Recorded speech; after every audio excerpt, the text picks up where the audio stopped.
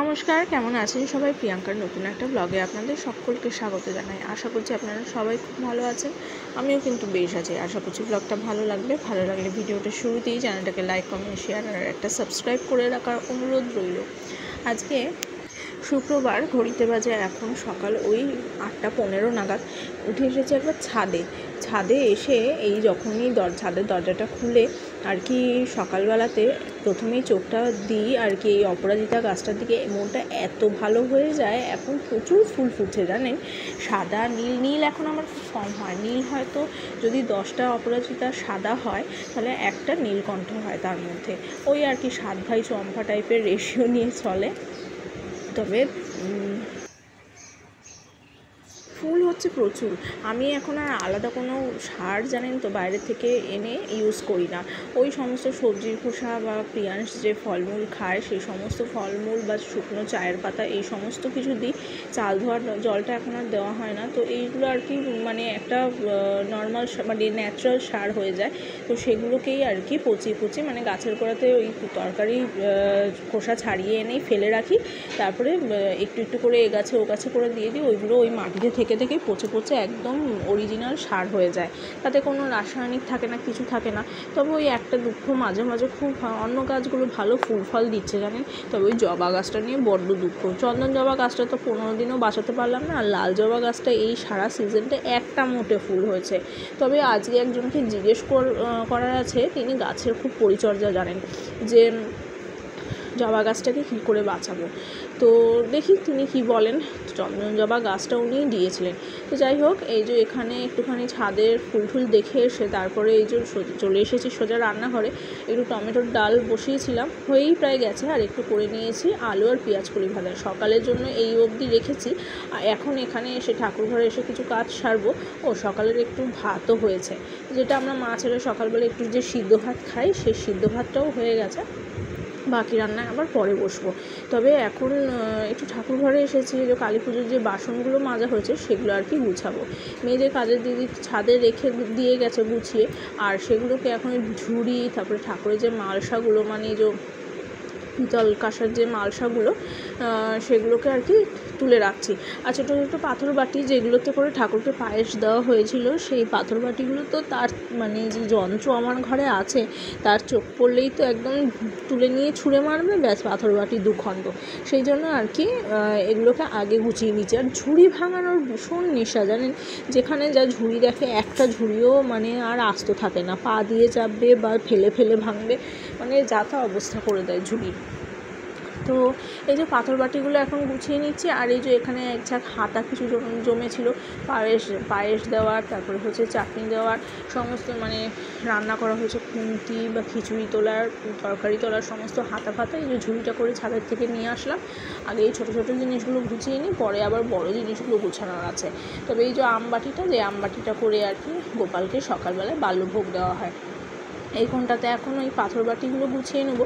পাথর বাটি গ্লাসগুলো বহু দিনে জানেন, মানে আমার বিয়ের অনেক আগের, ওই ঠাকুরকে আর কি যখন পায়েস টায়েস দেওয়া হয় তখন এই বাটিগুলোতে করে দেওয়া হয়। আর পাথর গ্লাসগুলো এখন খুব একটা ব্যবহার করা হয় না। ওই আমি একটু মাঝে এটা সেটা পুজো হলে শখ করে আর কি বের করি। তবে এই যে এগুলো টুকটাক গুছানো হয়ে গেল, এগুলো নিয়ে একটু চিন্তা ছিল। ছোটো জিনিস তো কখন যে প্রিয়াংশের চোখে পড়ে সেটাকে দুখণ্ড করে দেয় তার কোনো গ্যারেন্টি নেওয়া যায় না। এই যে গুছানো হয়ে গেল এগুলো। আর এখন চলুন নিচের থাকে কতগুলো জিনিস, যেমন কোষাকুষি, তারপরে হচ্ছে ওই যে কর্পূরদানি, এই সমস্ত জিনিসগুলো ছোটোখাটো জিনিসগুলো রাখবো। এগুলোও তো মানে তার চোখে পড়লে নিস্তার নেই। এই যে এগুলো এখন একটু সুন্দর করে গুছিয়ে রাখছি। তবে আর একটা জিনিস, মানে ছাদে আরও একটা বড়ো কাজ আছে, সেটা হচ্ছে ছাদে যে বড় বাসন যেগুলোতে খিচুড়ি করা হয়েছিল, লাবড়ার তরকারি, আলুর দম, এই কফির তরকারি, এই সমস্ত যে বাসনগুলোতে তরকারি ঢেলে রাখা হয়েছিলো সে সমস্ত জিনিস আর কি গোছানো বাকি রয়েছে। সেগুলো আবার অন্যভাবে রাখবো, কারণ সামনেই তো আবার রাস পূর্ণিমা আসছে। আর একটু হাতাগুলো দেখে নিচ্ছিলাম আর কি, যে সব কটা হাতা মেজে এসেছে কিনা। এই যে ঠারাশি খুন্তি হাতা সমস্ত রকমের যেগুলো, সেগুলো একটু গুনে দেখে নিচ্ছিলাম, কারণ ঠাকুরের জিনিস সেগুলো তো একটু মনোযোগ দিয়ে দেখে নিতেই হবে। তো চলুন এই দিকটা সারা হয়ে গেল। এবারে একটা অবশিষ্ট লাল ঝুড়ি বাকি। উফ বাবা, এটা যেন একটা বড় কাজ ছিল, ছোটো ছোটো জিনিসগুলোকে আগে গুছিয়ে রাখা। চলুন এই লাল ঝুড়িটা গুছিয়ে আবার চলে এসেছে ছাদে, পায়ের চাকা লাগিয়ে মানে দৌড়ানোর মতন। এই ছাদ ওপর ছাদ নিচ এগুলো করতে গেলে সত্যি পায়ে চাকা লাগিয়েই দৌড়াতে হয়। এই যে এই গ্যাসটাতে রান্না হয়েছিল, এই গ্যাসটাকে এখন এই আমাদের যে আগের ঠাকুর ঘরটা ছিল, এই দেখুন একটা কাণ্ড হলো। এই হলুদ বালতিটার মধ্যে সমস্ত গুঁড়ো মশলা, এই তেল এসব রয়েছে। রাস পূর্ণিমার জন্য এর মধ্যে চিনি আর বাতাসাটা ছিল, ওটা পায়েসের জন্য লাগবে।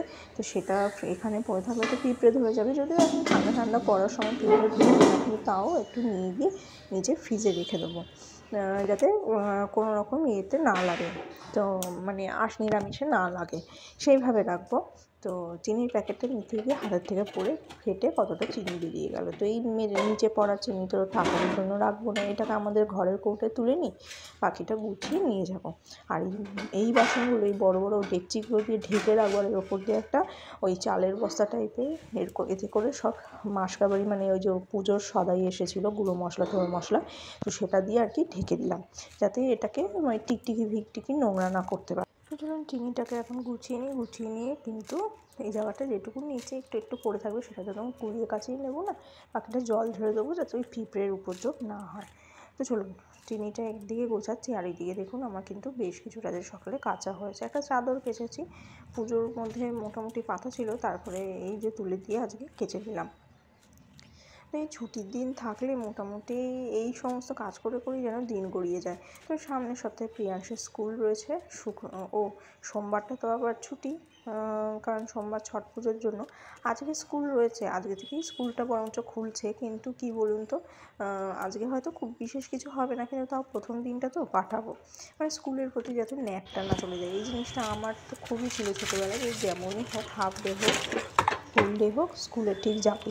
এই গ্যাসটাকে এখন এই ঘরে ঢুকিয়ে রাখি, নইলে এগুলো আবার রাস পূর্ণিমায় এখানেই তো রান্না হবে ছাদেতে, তো এখান থেকে টেনে বের করতে অসুবিধা হবে না।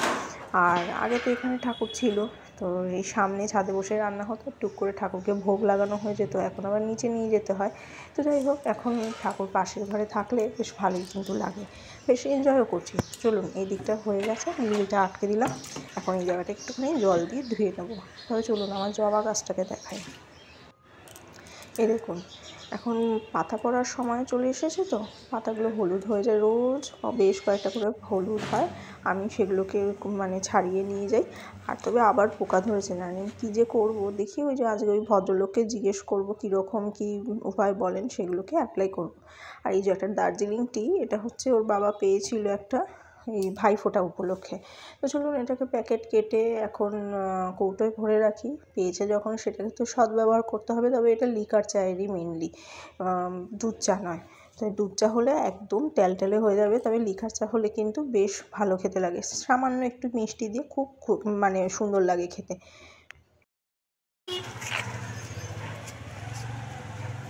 এই ঠাকুরগুলো কোথায় কোথায় যায় বলতে পারবো না, যে অর্ডার করে যায় আশেপাশে আছে, দূরে আছে। ও, আপনি কি এখানকারই? না, আমার বাড়ি সুন্দর। ও আচ্ছা।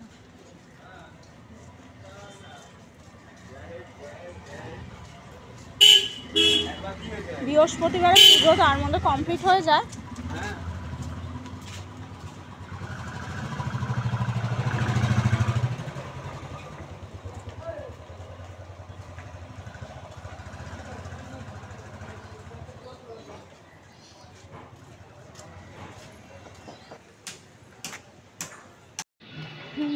ওইদিকে জগদ্ধাত্রী ঠাকুর বাড়া দেখে এলাম, আর এইদিকে এটা হচ্ছে কালী পুজোর ভাঙা প্যান্ডেল, দেখলেও বুকটা হু হু করে ওঠে। সমস্ত পুজো এক এক করে চলে যাচ্ছে, এরপরে চলে আসবে ওই পাতা ঝরার দিন, আর ভীষণ ম্যারম্যারে একটা কাল, সেটা হচ্ছে শীতকাল, আমার ভীষণ অপছন্দের কাল।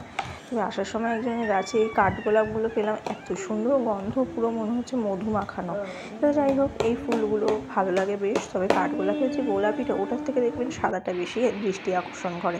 এই যে এখানে আপনাদের নিয়ে এসেছে একটা জিনিস দেখানোর জন্য। এই জায়গাটা খালি কেন বলুন তো, আমার টিভিটা ছিল, ওই যে মহারাজ টিভিটাকে ভেঙে দিয়ে শুয়ে রয়েছে ওই ঘরে, পুরো এলসিডি স্ক্রিন ব্রেক করে দিয়েছে, ওই জায়গাটা ফাঁকা হয়েছে, ওই পরিষ্কার করতে হবে, করে ওখানে আবার মানে যে আরেকটা ঘরে যে টিভি রয়েছে সেটাকে আর কি এখানে আনা হবে। আর এটাকে যে পুরনো টিভি ভিসিআর যারা নেয় আর কি তাদেরকে বেচে দিতে হবে। আর এখানে যে ওষুধ রাখে আরেকটা ওপরে সেলফ ছিল, এটাকেও ভেঙেছে। আর এইখানে দেখুন আলতা ফেলে কী করেছে। চলুন ভিডিওটা এই পর্যন্ত থাক, যদি ভালো লাগে সাবস্ক্রাইব।